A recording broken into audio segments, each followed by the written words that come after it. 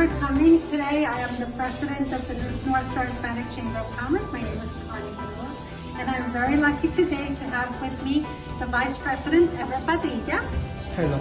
And of course, Lisa Golden, the legal counsel for the Chamber. Lisa, you want to get I want to get on camera. Okay. Hi. Today's a special session where we will be holding an educational seminar on how to incorporate. Buenas noches, queridos que están aquí con nosotros. Yo soy Connie Grillspeaker, la presidenta de la Cámara de Comercio de la Hispánica de North Shore. Conmigo está la abogada de la Cámara, Lisa Golden, y también el vicepresidente Ever Padilla. Hoy vamos a tener el honor de hacer un seminario educativo para dejarles saber a la gente qué es lo importante, cómo crear una corporación para el beneficio máximo de la persona. Pero antes de eso, le voy a pedir al pastor Raúl que venga y nos dé una bendición. Amén. Buenas noches, estoy contento de poder estar acá con la Cámara de Comercio y estar con su representante, presidenta, vicepresidenta y también la asesoría legal y todos los presentes.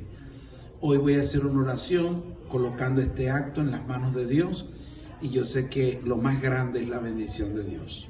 Oremos.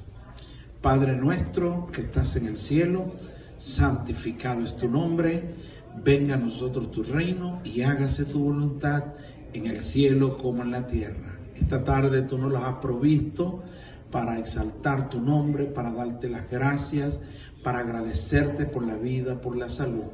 Así que todo lo que vamos a hacer acá, Señor, va a engrandecer tu nombre y permite que ampliemos nuestra mente y que de esa manera también nuestras metas sean logradas. En el nombre del Padre y del Espíritu Santo. Amén y amén. Thank you. Thank you, Pastor Raúl. He just gave us a beautiful blessing in Spanish, and we are very grateful for that. So now, at this point, we will begin the program, and I am very lucky to introduce a dear friend, a colleague, and actually we share the office together, Lisa Golden. She's an incredible professional with over 35 years of experience in the subject matter. So she is here to tell us a lot about how to incorporate. Lisa? Thank you very much, Connie. Thank you for coming tonight. And we thought this was a relevant subject for the members of our chamber. The role of the chamber from the very beginning that Ever came up with the idea was to help our community, help our immediate Hispanic community, but to help our overall community. And strong small businesses make for a strong community. So a lot of our members are at different levels. We have big corporate members, we have solo individuals who own businesses and have never been incorporated, and there are people in between. So one of the things we want to be able to provide, especially for our newer members, is what can we help you with and what can we teach you about to make your business stronger in the community. And one of those things is, how do you decide as a new business what corporate form you want to take? So, and there are a number of basic options. And the thing I just want to caution everybody about tonight, this is a general overview. What you learn tonight, you should talk to either a lawyer or an accountant before you make a final decision. But the purpose of tonight is to get you asking the right questions so you know what might be best for your business. So, el propósito de esta noche es para educar a nuestra membresía. Nuestra cámara es fundada en la misión de educar a nuestros miembros. Nosotros tenemos negocios que son pequeños, tienen solamente un miembro, un dueño, como también tenemos negocios que son grandes. Nuestra misión es dar la información adecuada para los negocios pequeños para que hagan la decisión que le conviene más a su situación. También le pedimos que le estamos dando la información en una forma general. Si necesitan en detalle, también le aconsejamos que hagan una consulta independientemente con un abogado para rectificar qué es su situación exactamente. También un contador le puede ayudar específicamente para que sepa qué es la situación que usted tiene que coger. Pero aquí estamos para darles esa información y hacerlos empezar a pensar qué es lo que los va a hacer a ustedes perfectos en su negocio, con su situación. So we have some handouts tonight. We did this presentation in both Spanish and English. So you either have them in front of you, or you have them at the door, or if you needed us to send them out to you at a later date, we can do that. But let's talk about 5 basic types of business structures. You can either be a sole proprietor, which means our new member Sandy, she opens her business, which by the way is counseling right here in Glen Cove, and you should check out our new member. But Sandy goes and she opens a business. She signs a lease, she hangs her shingle, she opens her door and she goes to work. That's a sole proprietorship. Or Sandy may decide there was another counselor that she used to work with and she liked them a lot. So she's going to bring that counselor in. And then maybe she'll decide we're going to be partners. That's a different type of business. That's a partnership. Now, Sandy can also decide to do a third type of a business. She might become a corporation. And then there's 2 different types of corporations that we're going to talk about. And finally, I think the form of business entity that we all hear a lot about is an LLC, a limited liability corporation. So how does poor Sandy know which is the best corporate structure for her? Well, she's going to talk to her lawyer, and she's going to talk to her accountant, and she's going to talk about what her needs are. So the easiest thing to do is to be a sole proprietor. Why is that easy? Well, you and your business are the same thing. You don't have to worry about separate bank accounts. You don't have to worry about separate tax returns, and you are your business. So what are the bad things? You are your business. So if there's a problem, if there's a litigation, if something in your business happens, it affects you personally. So sometimes the sole proprietorship is not the best idea if you're worried about incurring liabilities. And now, since we've had a lot of governmental funding as a result of the pandemic, sole proprietors weren't eligible for a lot of those benefits. So right now, we may decide being a sole proprietor is not the best thing for you. But you would talk to your attorney or your accountant to see if you should consider one of the other types of business organizations. Bueno, para empezar, hay 5 formas de estructuras para incorporarse. ¿Okay? Las 5 formas es el empresario unipersonal, que quiere decir que es un dueño, y la persona es igual que su negocio. No hay diferencia legal en la estructura de la persona y el negocio. Se hacen los impuestos igualmente, no tienen que ser todos impuestos. Se hace el impuesto del individuo y está reportando las ganancias del negocio, que se parece fácil y práctico, ¿no? No tiene que pagar 2 veces, no tiene que hacer toda esa contabilidad, que parece bastante fácil, pero tiene también perjuicios, porque si algo pasa contra el negocio, cualquier bien que usted tenga personal, así no haya sido del negocio, va a ser comido por esa responsabilidad. Entonces, por eso hay que pensar qué tipo de estructura le conviene mejor. También hay una que se llama la sociedad. En inglés el partnership, que estaba hablando Lisa. Y la tercera es la corporación. La cuarta es la sociedad anónima de tipo S, que es el Corp S. y la compañía de responsabilidad limitada, el LLC. Esa es la limita las responsabilidades.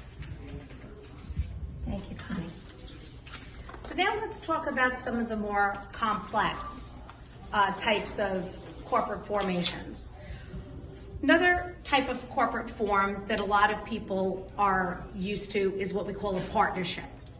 That implies there's at least two people who have decided to do business together.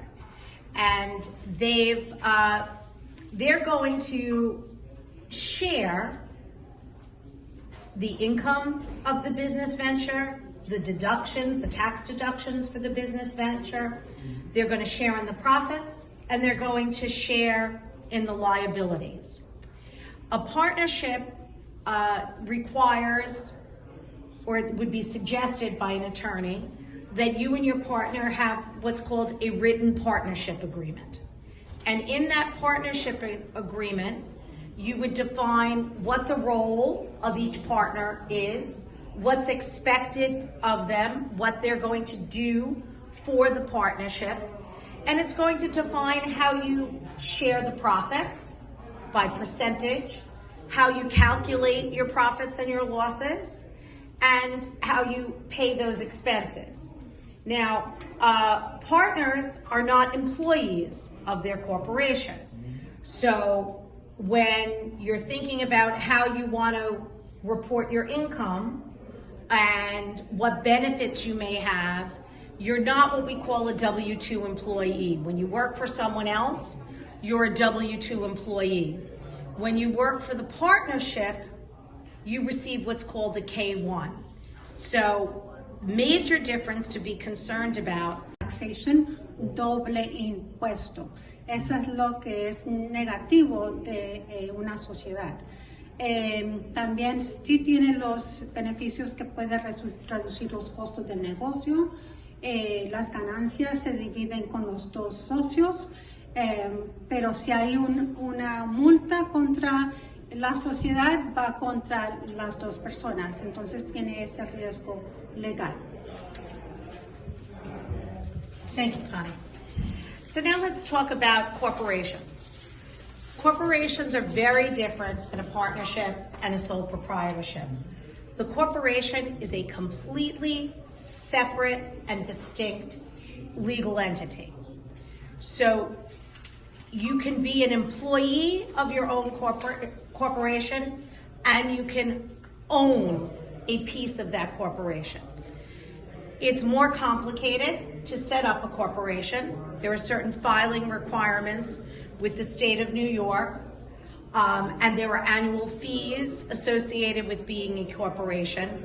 So that, for some people, is a negative versus the first two forms of ownership we talked about. But if you're in a business that you're concerned about liability, the corporation is a shield against liability or lawsuits because, again, like I said, it's a separate and distinct entity. There's two types of corporations, a C corporation and an S corporation.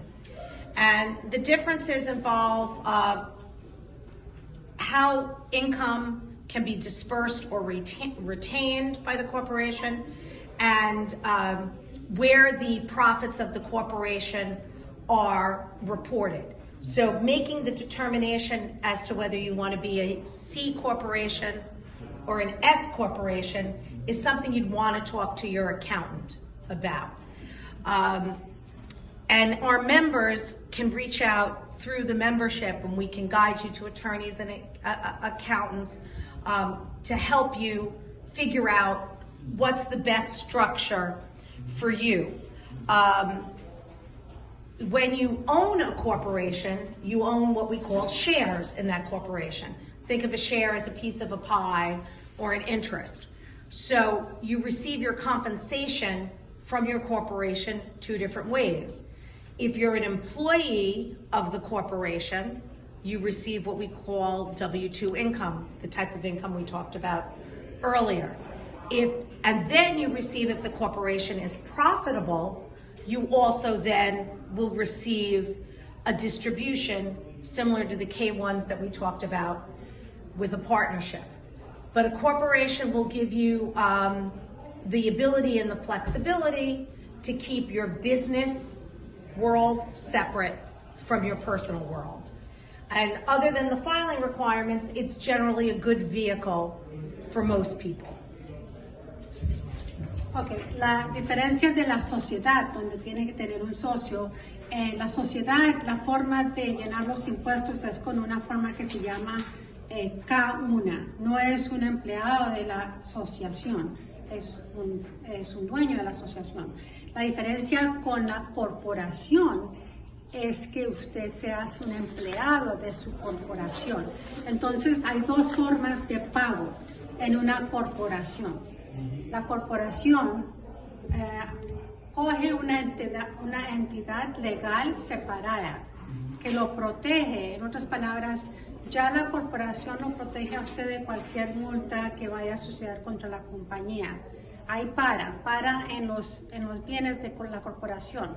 O sea que si usted tiene una casa con su esposa y su familia, alguien Dios no quiera se le cae en su negocio y lo multa, no puede tocar sus bienes de su familia o de sus cosas personales, solo los bienes de la corporación. Entonces frisa todo entre la corporación. Esa es uno de los beneficios más grandes de la corporación. La otra ganancia que puede tener de una corporación es que si hace buen dinero, usted se estabiliza como un empleado porque necesita su salario para pagar sus gastos, ¿no? Normal.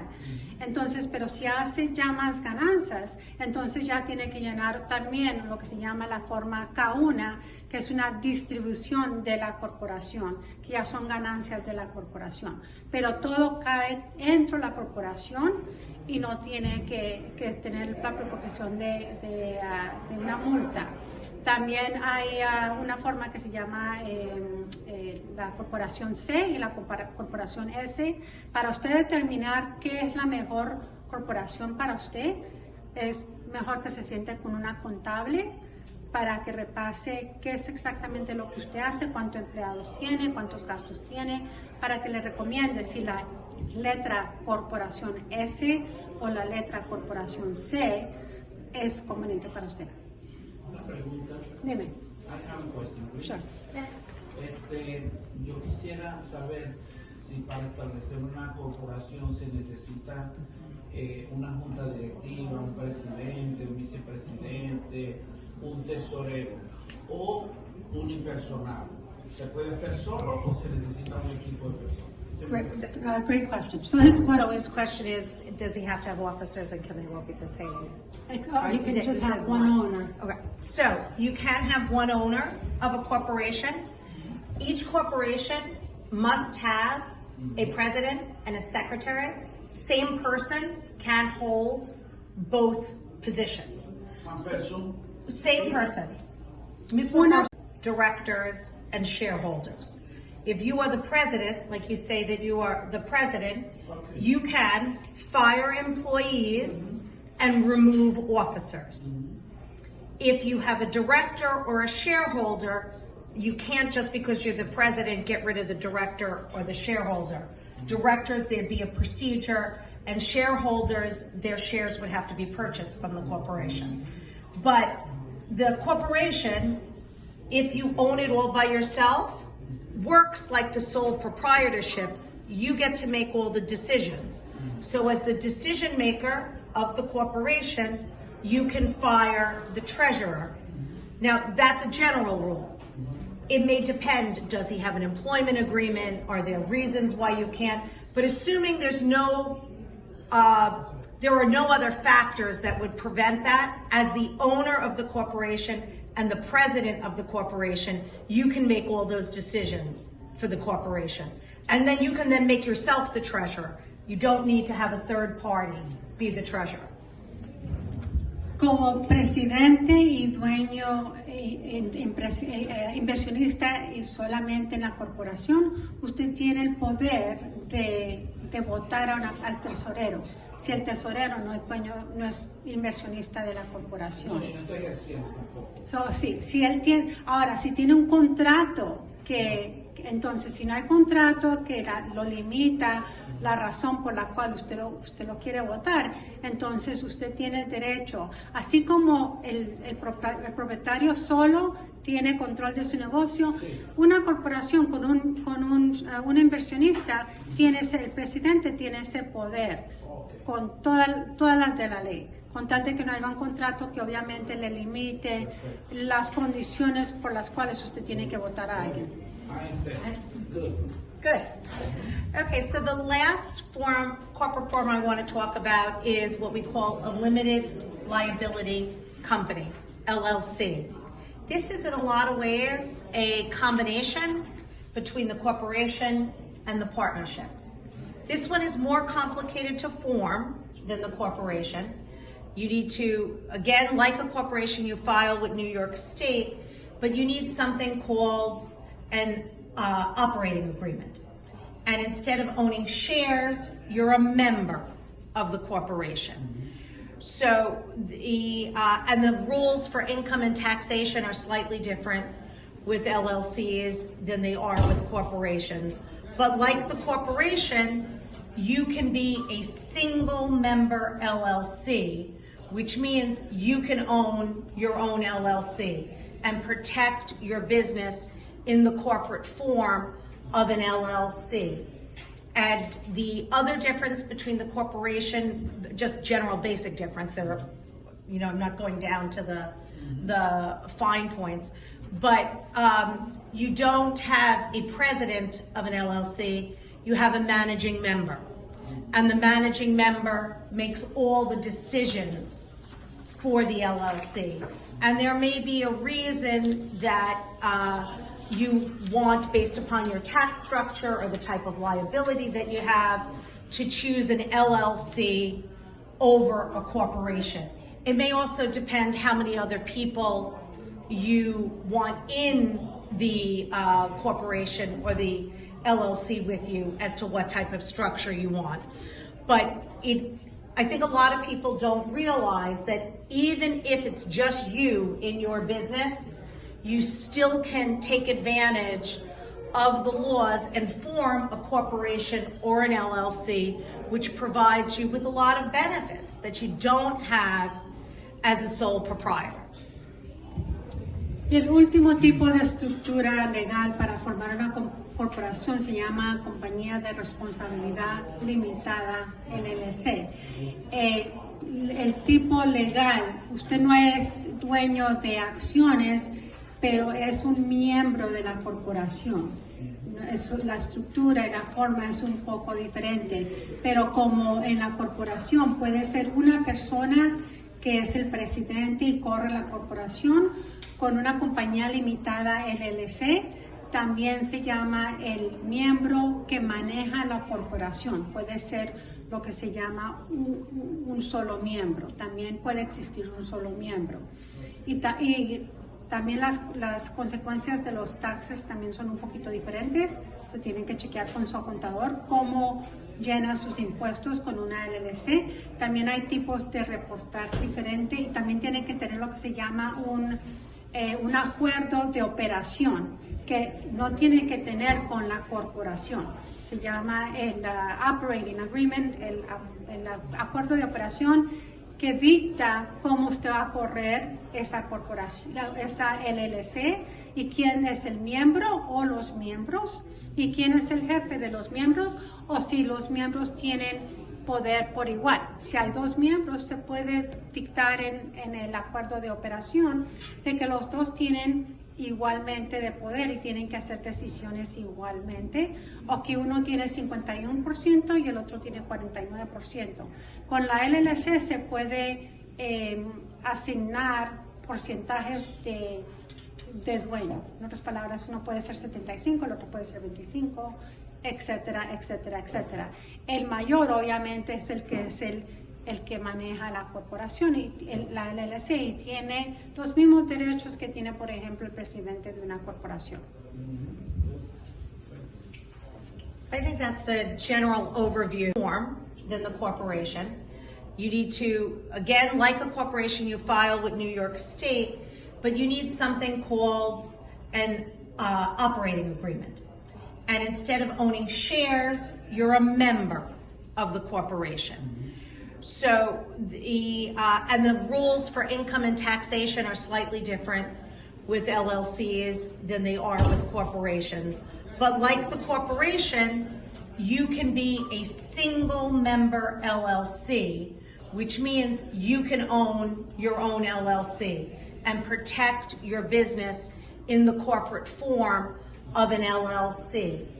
And the other difference between the corporation, just general basic difference, there are, I'm not going down to the fine points, but you don't have a president of an LLC, you have a managing member. And the managing member makes all the decisions for the LLC.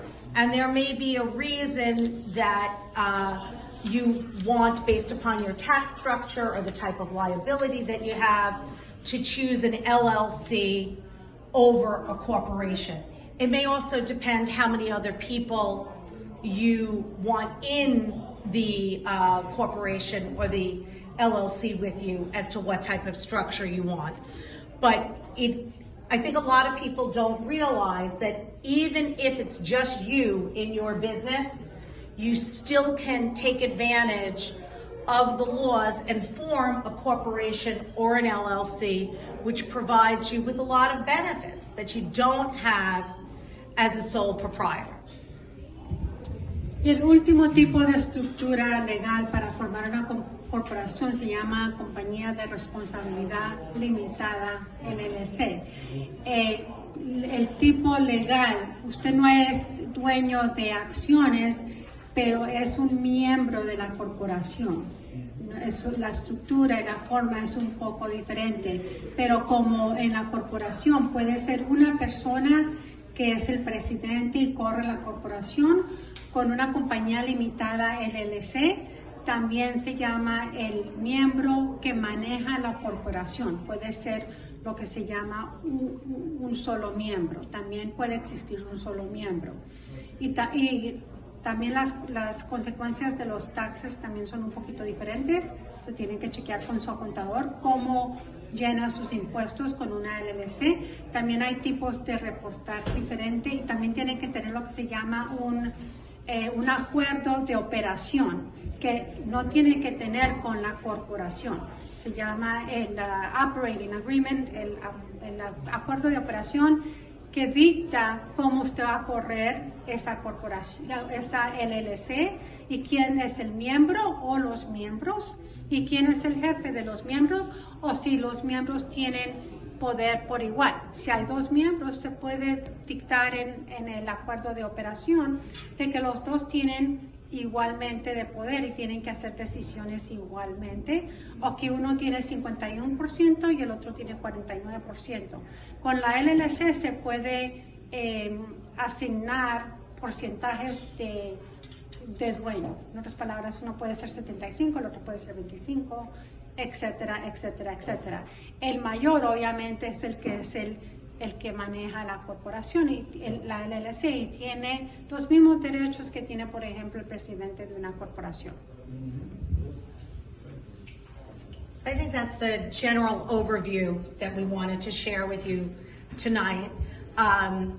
Connie and I happen to be in the same office. If any of our members have questions, more detail, or need to be pointed in the right direction, we've left some cards. You can feel free to give us a call, and we'd be glad to continue the discussion to answer any more specific questions you have. And we want to thank you for listening to us tonight. Bueno, ese es el resumen de los tipos de corporaciones. Si ustedes quieren hacer una cita, obviamente Lisa es una abogada, yo también soy una abogada, compartimos la oficina. Si los quieren llamar para una consulta o quieren nuestra guía, también los invitamos a que llamen a cualquier otro abogado. También los podemos guiar a que hablen con un contador. Es muy importante que se sienten en detalle, porque cada persona y cada producto es un poco diferente, ¿no? Entonces, ustedes quieren entender su situación mejor y se requiere una consulta un poco más profunda. Le dimos en general para que empiecen a pensar, pero lo importante es que sí se protejan legalmente de multas que cuando usted hace un negocio y como todos queremos crecer, normalmente se suceden situaciones que uno quiere estar protegido, Dios no quiere algo pasa, tiene la estructura como Dios manda. Aquí estamos, tenemos nuestro teléfono y también cualquier pregunta, por favor, los llama. At this point, I would love to, as president of the chamber, switch roles right now for a second and thank my colleague, Lisa, for such a wonderful presentation and give her a certificate of congratulations for all her hard work and just an amazing person as in general. So Lisa, here, thank you so much. My pleasure. Gately's not here, so everybody take the photo. Take a picture. Come ahead. This way. Stand up. He's the director now. Stand up. Now.